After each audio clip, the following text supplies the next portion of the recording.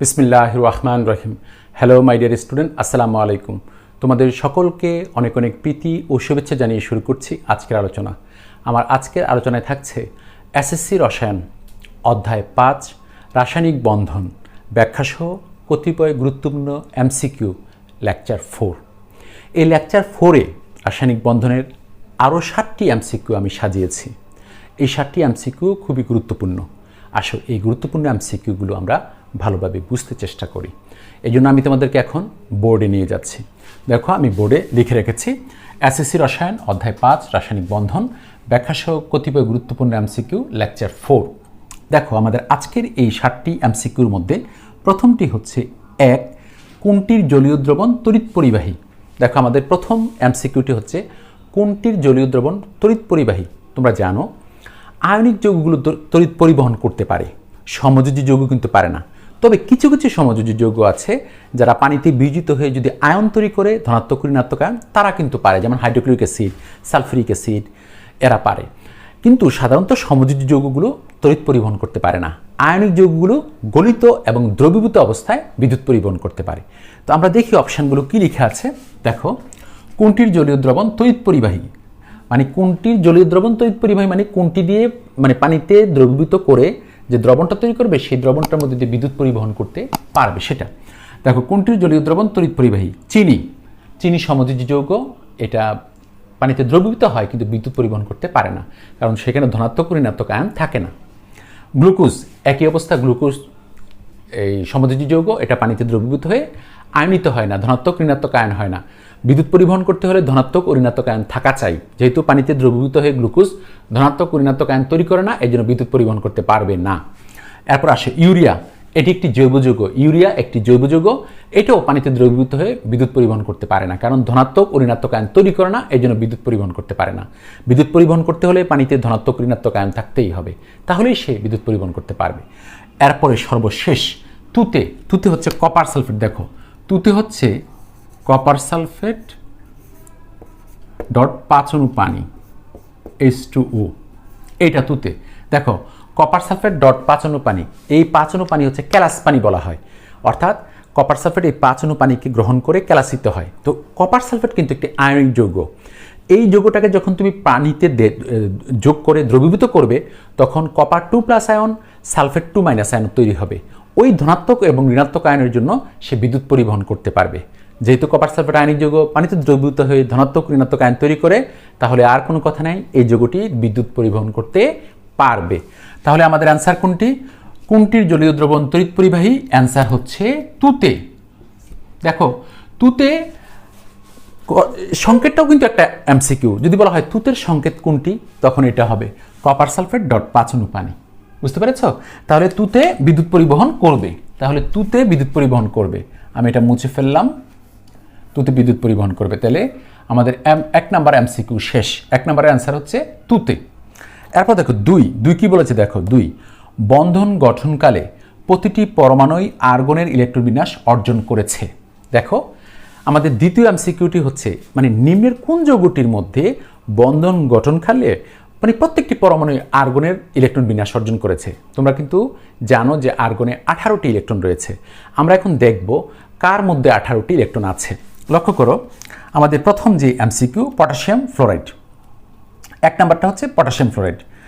দেখো পটাশিয়াম ফ্লোরাইডের মধ্যে potassium plus আর F হচ্ছে মাইনাস। তোমরা জানো ফ্লোরিনের কিন্তু 9টা ইলেকট্রন থাকে, তো যেহেতু F মাইনাস, তাহলে একটা ইলেকট্রন বেশি, তাহলে 10টা হবে। তাহলে তো ফ্লোরিনের 10টা ইলেকট্রন, তাহলে তো আর্গনের সমান হলো না, 18টা ইলেকট্রন হলো না। তাহলে এই যৌগটির মধ্যে দেখো এই আর্গনের ইলেকট্রন বিন্যাস অর্জিত হয়নি, কিন্তু পটাশিয়ামের হয়েছে। পটাশিয়ামের ইলেকট্রন হচ্ছে 19টি, যেহেতু একটা প্লাস তাহলে একটা ইলেকট্রন ত্যাগ করে দিয়েছে, তাহলে 18টি হবে। 19টি থেকে একটা চলে গেলে 18টি। তো পটাশিয়ামের 18টি ঠিক আছে, কিন্তু F মাইনাসের 10টি। কিন্তু আমাকে এখানে বলেছে বন্ধন গঠনকালে প্রতিটি পরমাণু, মানে পটাশিয়ামকেও করতে হবে, ফ্লোরিনকেও করতে হবে। তো ফ্লোরিন তো করেনি, শুধু পটাশিয়াম করেছে, তাহলে এটা আমরা নিতে পারবো না, কারণ দুইটাই করতে হবে, তাহলে এটার অ্যান্সার হবে। তাহলে আমরা এটা নিতে পারছি না যে পটাশিয়াম ফ্লোরাইড যৌগে প্রতিটি পরমাণুই আর্গনের ইলেকট্রন বিন্যাস অর্জন করেছে, এটা ভুল। কারণ হচ্ছে শুধু ফ্লোরিন করেনি, কিন্তু পটাশিয়াম করেছে, কিন্তু ফ্লোরিন তো করেনি, তাহলে এটা নিতে পারছি না, এক নিতে পারছি না। এবার দেখো ক্যালসিয়াম সালফাইড, ক্যালসিয়াম সালফাইডের ইয়েটা লিখি আমি। দেখো ক্যালসিয়াম সালফাইড, ক্যালসিয়াম সালফাইডের মধ্যে ক্যালসিয়াম হচ্ছে 2+ আর সালফাইড হচ্ছে 2-, এটা তোমাদেরকে জানতে হবে। ক্যালসিয়ামের যোজনী 2, এজন্য 2+, সালফারের যোজনী 2, এজন্য 2-। সালফারে কিন্তু 2, 4, 6 আছে, কিন্তু এই যৌগটার মধ্যে ক্যালসিয়ামের সাথে সালফারের যে যোজনী সেটা 2, কারণ দেখো ক্যালসিয়ামের যোজনী 2, সালফারের যোজনী 2, এই জন্য 2, 2 ক্যান্সেল হয়ে গেছে, এই জন্য এটার মধ্যে কোনো সংখ্যা দেখা যাচ্ছে না। এখন ক্যালসিয়ামের ইলেকট্রন হচ্ছে 20টি, কারণ পারমাণবিক সংখ্যা 20, 2টা ইলেকট্রন চলে গেলে থাকবে 18টি, তাহলে ক্যালসিয়াম 2+ এর মধ্যে ইলেকট্রন আছে 18টি, তাহলে এটা কিন্তু আর্গনের ইলেকট্রন বিন্যাস প্রাপ্ত হয়েছে।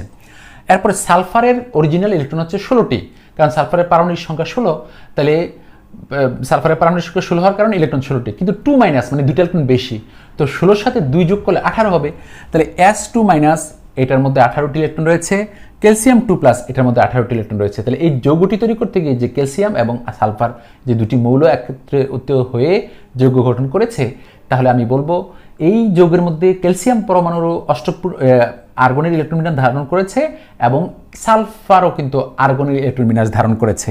এই জন্য আমরা এইটা অর্থাৎ 2 নাম্বারটা সত্য হবে।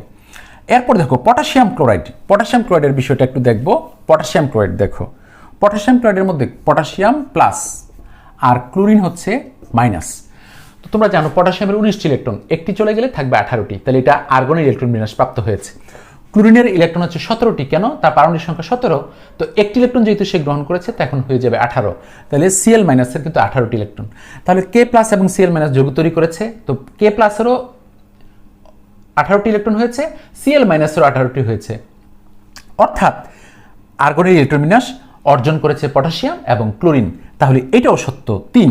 তাহলে অ্যান্সার কি হচ্ছে 2 এবং 3। এই যে গ দেখো, এটার অ্যান্সার গ হবে 2 ও 3, গ হবে 2 ও 3। তাহলে 2 নাম্বার MCQর অ্যান্সার হচ্ছে গ, 2 ও 3। এবার আমরা একটু 1, 2 মুছে ফেলবো। আশা করি তোমরা লিখে নিয়েছো, আমি 1, 2 মুছে ফেললাম। তাহলে আমার পরবর্তী MCQগুলো পড়াতে একটু সুবিধা হবে। 1, 2 মুছে ফেললাম।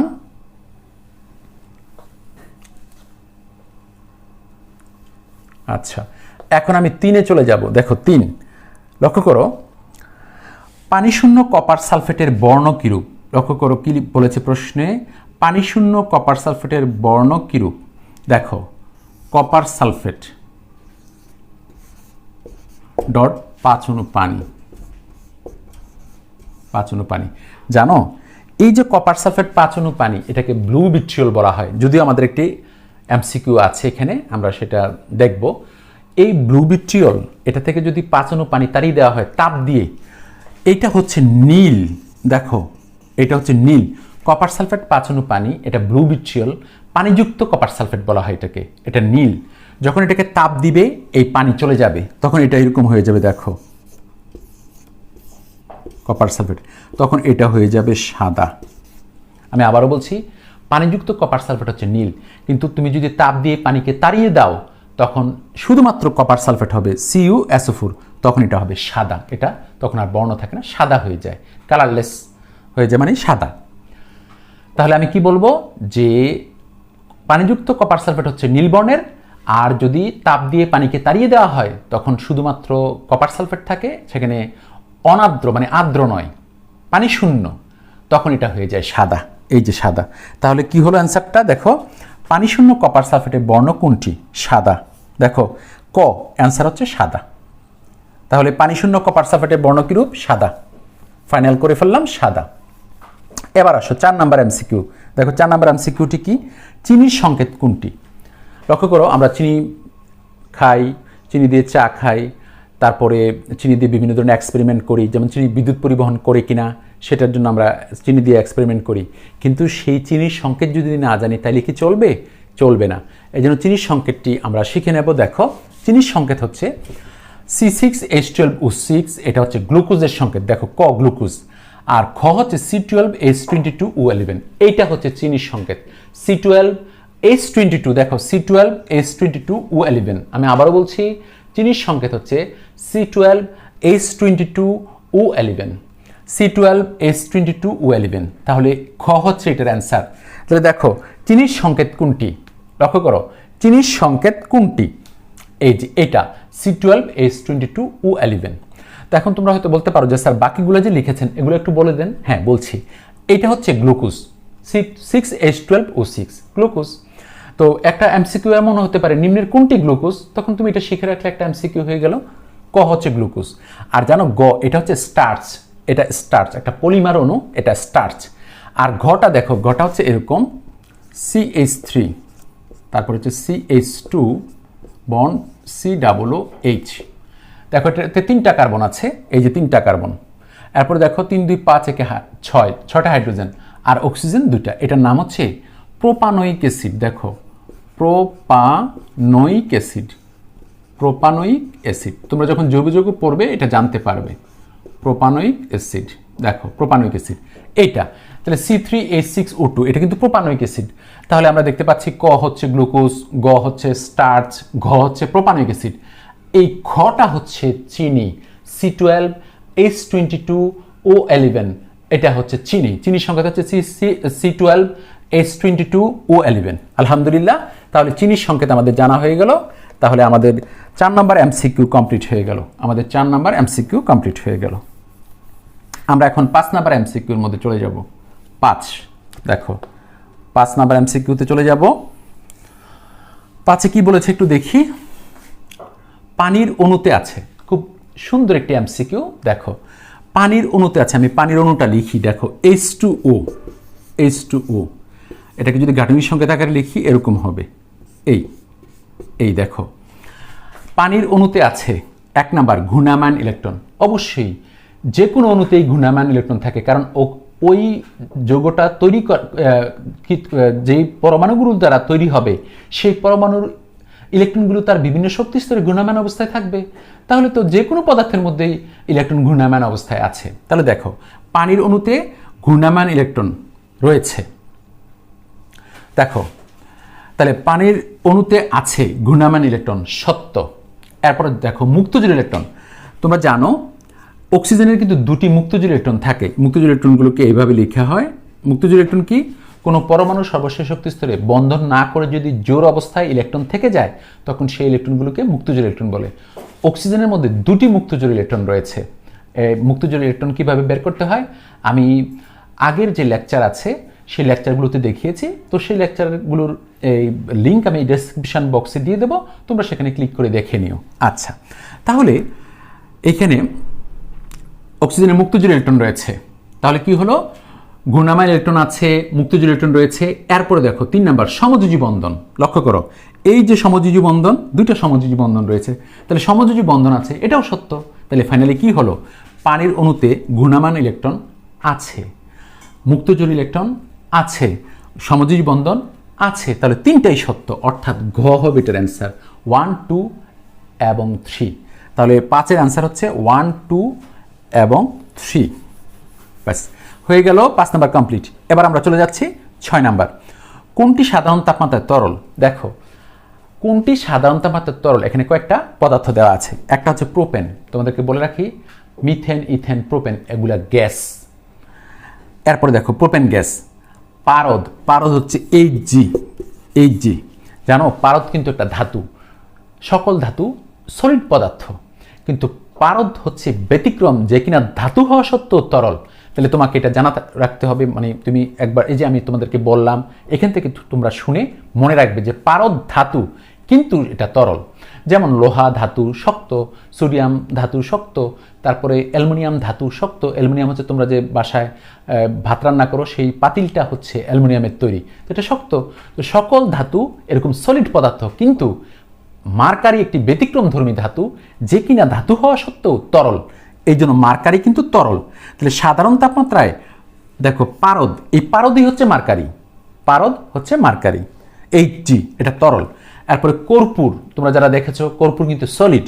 এরপরে আয়োডিন, আয়োডিনও সলিড। তাহলে দেখো প্রোপেন গ্যাস, কর্পূর সলিড, আয়োডিন সলিড। তাহলে শুধুমাত্র পারদ বাকি আছে, যে কিনা ধাতু হওয়া সত্ত্বেও তরল। তাহলে কি হলো, কোনটি সাধারণ তাপমাত্রায় তরল? পারদ। আশা করি তোমরা মনে রাখবে এটা, পারদ ধাতু হওয়া সত্ত্বেও সে তরল। তাহলে কোনটি সাধারণ তাপমাত্রায় তরল? পারদ। আলহামদুলিল্লাহ, আমাদের 6 নাম্বার শেষ। এবার আমরা সর্বশেষ এমসিকিউটি পড়ব। 7 নাম্বার, ব্লু ভিট্রিয়লে পানির অণুর সংখ্যা কত? কিছুক্ষণ আগে আমি বলেছিলাম ব্লু ভিট্রিয়ল হচ্ছে এটা, দেখো কপার সালফেট ডট 5H2O। লক্ষ্য করো, এই যে ব্লু ভিট্রিয়ল, এই কপার সালফেট ডট 5 অণু পানি, এই যে ডট 5 অণু পানি, কপার সালফেট ডট 5 অণু পানি, এই 5 অণু পানি গ্রহণ করে সে দানাদার পদার্থ হয়। যদি এই 5 অণু পানি না থাকে তখন কপার সালফেট পাউডার হয়ে যায় এবং এটা সাদা হয়। আর এই অবস্থায় হচ্ছে নীল। মনে রাখো কিন্তু কপার সালফেট ডট 5 অণু পানি, পানি যখন তার সাথে সংযুক্ত থাকে কপার সালফেটের সাথে তখন সে নীল থাকে। এই পানিটা অপসারণ করে ফেললে সে সাদা হয়ে যায়। এখন এখনকার প্রশ্নটা হচ্ছে ব্লু ভিট্রিয়ল, এটা কিন্তু ব্লু ভিট্রিয়লের সংকেত। মনে রাখো ব্লু ভিট্রিয়ল, এটা হচ্ছে ব্লু ভিট্রিয়ল, এই যে ব্লু ভিট্রিয়ল, এইটা হচ্ছে সংকেত। ব্লু ভিট্রিয়লে পানির অণুর সংখ্যা কত? এই যে 5 অণু পানি, অ্যান্সার হবে এই যে 5। দেখো ব্লু ভিট্রিয়লে পানির অণুর সংখ্যা কত? 5। তাহলে ব্লু ভিট্রিয়লে পানির অণুর সংখ্যা কত? 2, 3, 5, 10। অ্যান্সার হচ্ছে 5। আলহামদুলিল্লাহ, আমরা আজকেও আরও 7টি এমসিকিউ শেষ করলাম রাসায়নিক বন্ধন অধ্যায়ের।